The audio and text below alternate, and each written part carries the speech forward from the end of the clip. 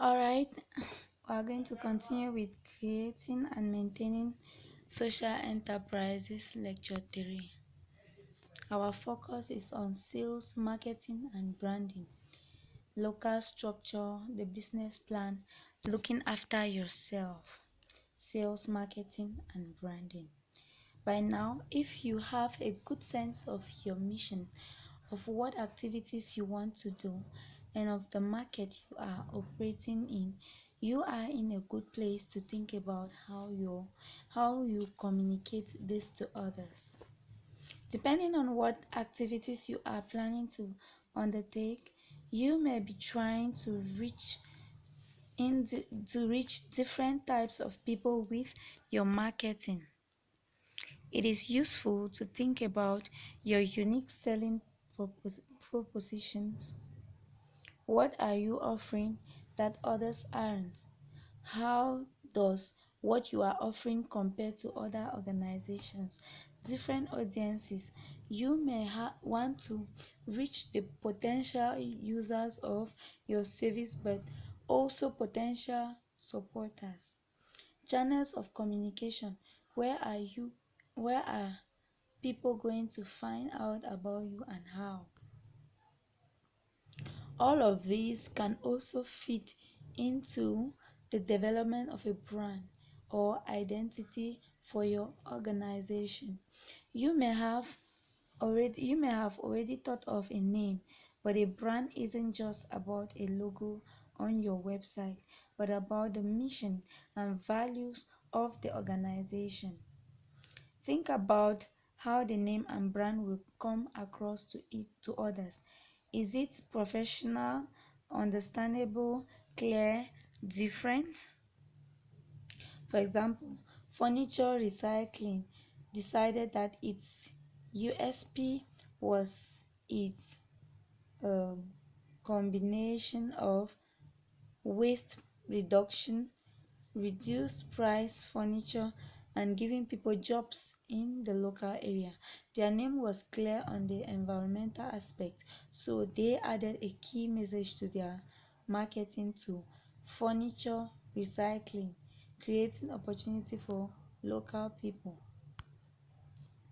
They also knew they had to reach different audiences, so they did the following: an A5 flyer to be handed out to housing residents and at local job centers to find recruits, an article in the local paper to raise their profile with local businesses and the council, set up a simple website and social media account with clear information about their plans and services for people to refer to. In terms of communication channels, think also about how you can piggyback on existing activities here. For example, search by social Saturday campaigns. These are also good places to look at how others in a similar field to you are articulating and marketing what they do. Legal structure. Now we come to the legal structure for your social enterprise. Many social enterprises start off just from trading without a company structure, and this can be fine when the income and activities are small. However, if you wish to win contracts, apply for funding, get investment, and hire people, you will need a legal structure of some sort. The reason it is important to think about all the other aspects first is that they will help you choose the right sorts of legal structure for you. Your decision should be influenced by the type of activities you are going to do, where you think your money will come from, what sort of governance you think you will suit your enterprise, who else do you want to participate, how much control do you want, who your potential customers are, and partners may be. Registered charities can be social enterprises as long as the amount of income they earn from trading is more than 50%. The main difference from CICs or companies is that they are more heavily regulated regulated and there are some limitations on trading. It generally also takes longer to register. On the positive side, because of the heavier regulation, charities have greater access to tax relief and grants from foundations. Cooperatives and are the other most common form of social enterprises. Cooperatives are more participative and democratic in their ownership models. There are two main types of cooperatives: the community benefit society and the more standard industrial provident cooperative society. Often you will be able to do much of this work of choosing and registering on your own. If you need specialist help, there are lawyers who specialize in social enterprise. We also recommend the Get Legal website for good information and simple legal documents and templates.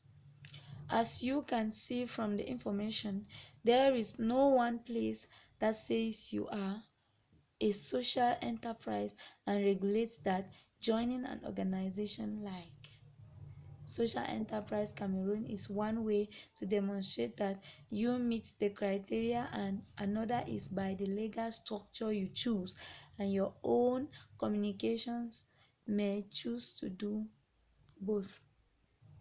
The business plan.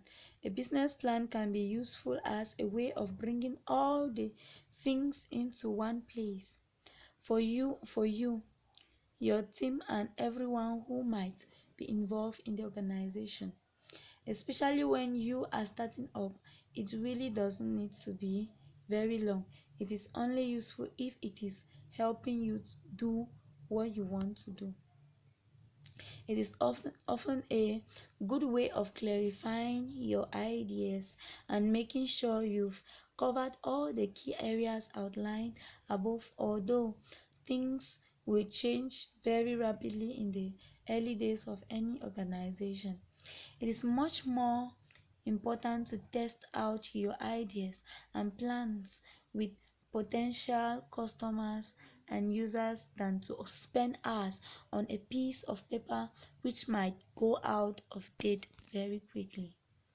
But a plan will be useful more so as you grow, and generally it will include the following: organization, strategy, product, service, activities, market, social impact, operations, financials. There are different variations on this format, but this gives you a rough guide to the key areas to cover. Generally, for a setup, this need to be no this need to be this need be no longer than 3 or 4 sides of A4 in total. As an enterprise develops or changes a plan to grow, you can revise and update this plan to keep it relevant. Pay yourself properly. That's looking after yourself. You need to pay yourself properly. As soon as is practically possible, pay yourself properly. Some social entrepreneurs pay other people first in the organization, but everyone needs to live. Find a mentor. A mentor is someone independent outside your organization to talk to, who can provide advice and support to your organization. Be part of networks. There are lots of local, regional, and national groups and networks for social enterprises, from national bodies to social enterprise places across the country to local and regional networks. They will often run events, send newsletters with information, and provide connections to others. Don't neglect family and friends. Take time out. Spend time with the people you like and love, and you will be better refreshed, more focused, and more productive when you return to the enterprise. Keep learning. This is fast moving world. It's a fast moving world in which we live in, and there are new developments every day, opportunities and information to find out about events and newsletters can help with this, as can podcast or books on business and social enterprise.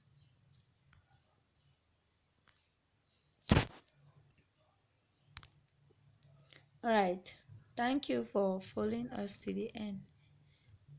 Take note, do well to take the exam for this module in order to mark your way up the ladder of success towards qualifying for a professional diploma in business development.